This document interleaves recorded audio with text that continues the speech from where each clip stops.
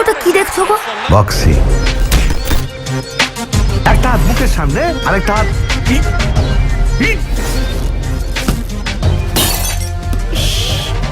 আর কতগুলো বাল্ব নষ্ট করবি বলতো? হ্যাঁ, যা বাইরে গিয়ে প্র্যাকটিস কর। ফেরার পথে আপনার ছেলেকে দেখলাম গ্লাভস পরে ফাইট করছে। খানিকক্ষণ দেখলাম ওকে আমি, মানে আমার ওকে দেখে মনে হয়েছে ওর ভেতরে একজন বক্সার লুকিয়ে আছে। আমি আপনার ছেলেকে কলকাতা নিয়ে যেতে চাই। ভারতবর্ষে বক্সিং প্রথম নিয়ে এসেছিলেন একজন বাঙালি, পরেশ লাল রায়। আমাকে যদি জিজ্ঞেস করিস তাহলে আমি বলবো আমি চাই একজন বাঙালি এই কলকাতা থেকে গিয়ে ওয়ার্ল্ড চ্যাম্পিয়ন হোক। কেরে রবি, ওয়ার্ল্ড চ্যাম্পিয়ন? কথা ছিল একজন বাঙালি ওয়ার্ল্ড চ্যাম্পিয়ন, অ্যামেজিং। প্রশান্ত সিং এর ম্যাচটায় আপনি আমার একমাত্র সাপোর্টার ছিলেন। সেদিন আপনি এতটাই ভালো খেলেছেন যে আমি কি কে কেউ হলে আপনাকেই সাপোর্ট করতাম। জয়া তোমারি আঙুলে রোজ ফোটে ফুল সকালে। অপোনেন্টকে জানো, নিয়ে দাঁড়িয়ে মুতিয়ে দেবে।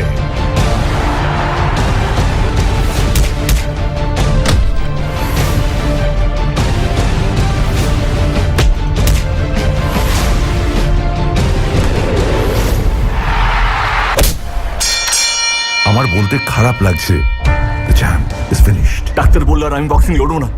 আরে ওরা কি বোঝে বক্সিং? ওরা জানে বক্সিং কি হয়? শুধু প্যাশন দিয়ে আর অনেস্টি দিয়ে জেতা যায় না। কপাল কপাল। ভাগ্য আপনাকে এক ঘুষিতে রোপের ওপর ফেলে দেবে, আবার সেখান থেকে উঠে এসে ভাগ্যের চোয়ালে কোণে কোণে 6টা পাঞ্চ। যা করেছিস অনেক। আমি যখন লাগদার রাস্তা দিয়ে হাঁটি, লোকে আমাকে আঙুল দেখিয়ে বলে ওই যে শিবার মা যাচ্ছে। আমার বুকটা পড়ে যায় বাবা। আমি সব ছেড়ে তোমার কাছে এসেছি।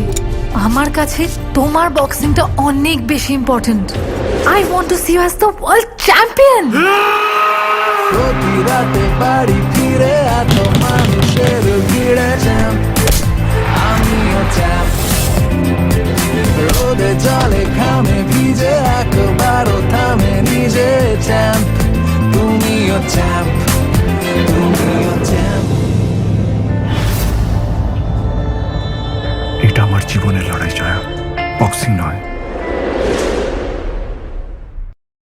Hi friends, please subscribe to our official YouTube channel and don't forget to click the notification bell icon to stay tuned with our Champ Update.